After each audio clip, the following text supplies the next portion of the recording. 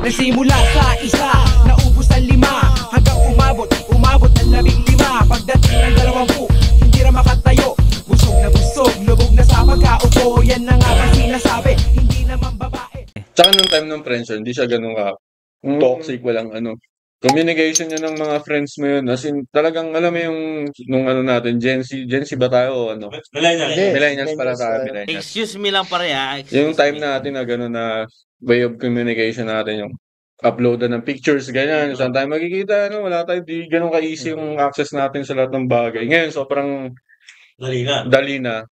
Iba, nagagamit sa hindi maganda, ganun. Alam ko yun. Sa akin kasi natatakot ako dun sa ganung part na yun ng social media. Kasi may mga anak ko sa akin, 2 babae sa akin. Kaya hanggat maaari nga talagang ayoko nung makakuha ng, alam mo yun, yung ikaw yung mismo magsisimula ng mga ganung klaseng katoxican doon sa social media. Mahirap na maniwala ngayon. Ano lang yun functionable talaga yun sa business. Business. Kung hindi mo matiis, magloko ka na lang doon. Yung kalokohan lang. Kalokohan. Kasi yun na lang patawa ka na lang doon. Ganun na lang Dati sa akin, ganun yung mga sabi ko, puro kalokohan na yung popost ko dito. Kasi kung project ka doon na matino ka, wala. Puta, isang pagkakamali mo lang nun. Yung pagkakamali mo yung iba brand sa'yo. Oo. Paulit-ulit yun. Oo, totoo naman yun. Saka naman. Kahit anong good deeds pa yung ginawa mo ng 4 minutes. Walang kwenta yun. Ako nga, nung na-realize ko na, hindi bagay sa akin ganito. Magpatawa na lang ako dito sa Magpatawa na lang ako sa social media. Na. Diba? Kung mag-post ka ng problema mo, wala kang mapakita. Wala may pakialam mo dyan. Walang may pakialam Magmumukha ka pang iyakin. Alam mo yung time dati na talagang yung social media ginamit sa politics, yung alam mo yung mga troll dati na dati pre, active ba ako dyan? Kunyari pag di ko trip yung ayun, ba't ganyan? Nagpapakalat kayo ng mga fake news. Alam mo yung pag lumabas dito sa sinishare na lang na sinishare. Kinokontra mo pa, no? Yung contra ko, tapos dami nagre-reply, yung mga sabi ko, ba't ganito mag-reply itong mga to? Alam mo yung parang nonsense yung mga nila na kahit ipaintindi mo sa kanila na Tol. Yung hindi siya, may kita mo kasi sa isang tao pag yung response niya sa'yo na parang nandun pa rin yung pagiging, alam mo yung professional o magiging magalang na, alam mo para lang maging healthy yung batuhan nyo ng conversation nyo. Hindi, pag isang mga trolls na, hindi, yan, dilawan ka, ganun, parang, pag mo agad ako ng dilawan, sinabi ko lang naman kung ano yung opinion ko dyan sa ganyang bagay. Diba, alam mo yun, na nagagamit yung social media sa Hindi ako galit. Hindi ko lang, parang, hindi siya maganda. Ang dami na sira doon Telegram na lang ako ngayon. Sali ako sa mga GC na Telegram ka, baka mamaya pa-massage po, sir. Yun Tapos yung mga scam gusto mo ba ng extra income? Extra income na gano'n. Nagkalat kayo, gano'n. Tigilan nyo na yun, sa Telegram. Ang dami yung pare. Ako ngayon kasi nasa fraud kasi ako ngayon financial, sa bangko ng Australia.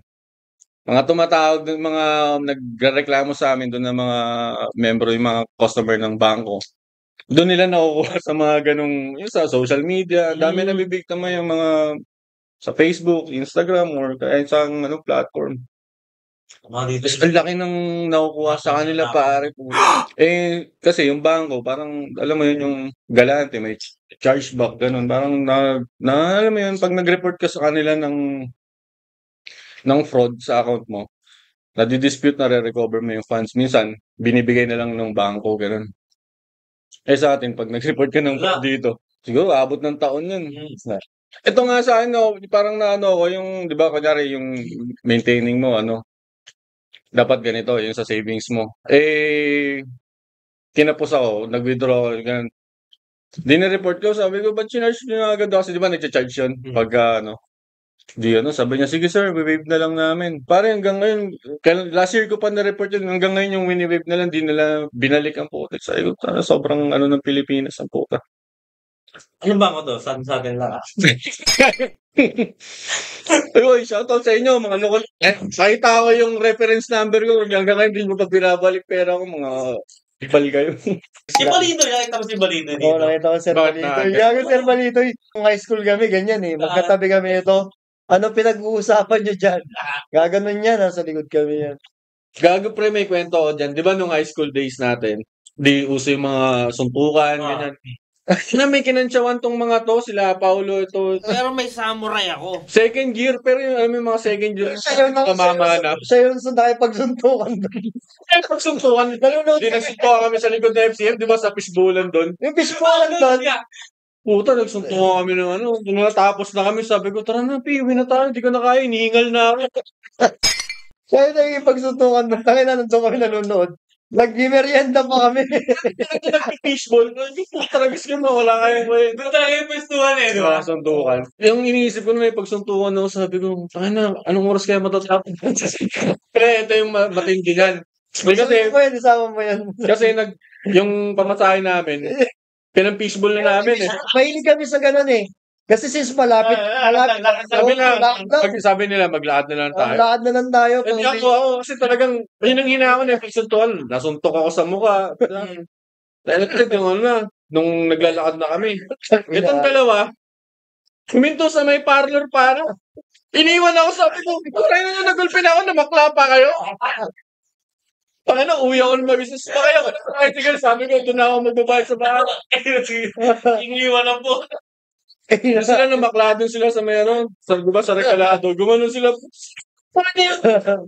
Sa may kamaro. Hindi, ano lang yun. Ako. Kala gay. Ay, magkunong kasi doon, no? Ganyan. Tapos may, ano siya,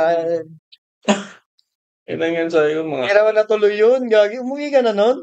Kaya, tanga eh. Iniwan ko na kayo nun. Mga tira ulo kayo. Bad trip ako nun eh. Nagulpin ako lahat. Ako po, tangin na kayo ng maksapa. Nagmimerienda kayo habang nagsisintukan ako. Baseball pa ako. Yun yung mga trip natin nun eh. Mga ganun eh.